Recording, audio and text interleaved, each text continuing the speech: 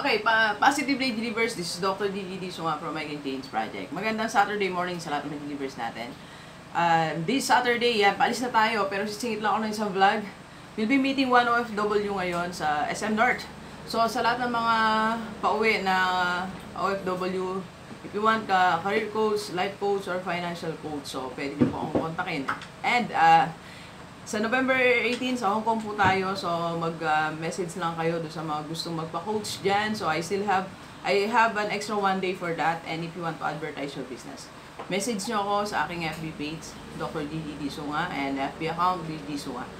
Alright, ano ba may tutulong ng PAGIBIG MP2 sa lahat ng mga OFW natin? Una-una, investment yan. So, ang minimum lang po na pwede mong iulog dyan ay 500 pesos, pwede ka mag-start na investment with a guaranteed interest of 8.33% per annum. It's 5 years.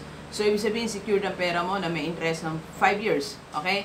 Ang maganda dito na may tutulong sa isang OFW, una, of course, nagkaroon ka na ng investment. Okay? And I'm sure naman, you are saving money, diba? So, pangalawa, ito na yung form of saving money mo. So, magkakaroon ka na ng commitment sa sarili mo that you will be saving, let's say, 10%. O kaya naman let's say 2,000 na lang. 2,000 a month na ilalagay mo sa PAGIBIG MP2 as your investment, diba? So, you will be developing a habit of saving money. Okay? So, dun na siya. That's the second. So, you will be saving money na alam mo na safe. Okay? Third, this will be the start of your bigger investment. So, pwede after 5 years, naipon mo pera mo, kukunin mo sa PAGIBIG, so you can buy property, di ba, na bigger investment.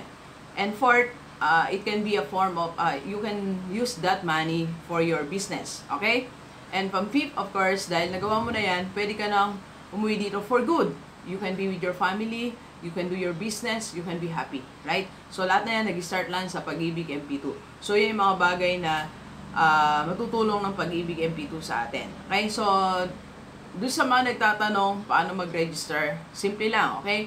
So, alam ko nasa ibang bansa kayo, magpadala lang po kayo ng representative nyo sa PAGIBIG office, okay? So, pag nandun na, bibigay ko yung mga requirements. I think, kasi yung kaibigan ko, tinulungan ko rin po siya. So, I went there, nagbigay lang po sila ng, ang requirement po nila ay, tawag dito, photocopy ng contract, photocopy ng inyong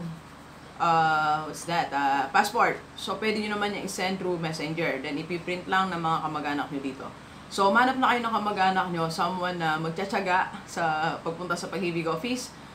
Libre nyo na lang ng lunch, ng merienda, di ba? Then, ipoprocess na po ang yung mga papers. Then, pag maghulog, may receipt naman yun, ipapakita sa inyo, di ba?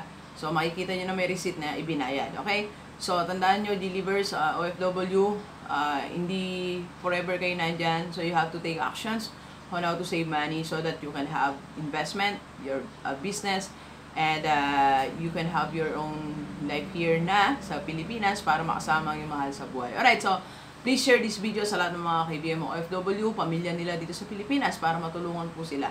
Alright, so sama-sama tayong mabago, tumunlad ang ating buhay. Alright, so thank you very much, delivers. Enjoy the rest of the day, and let's go, let's go.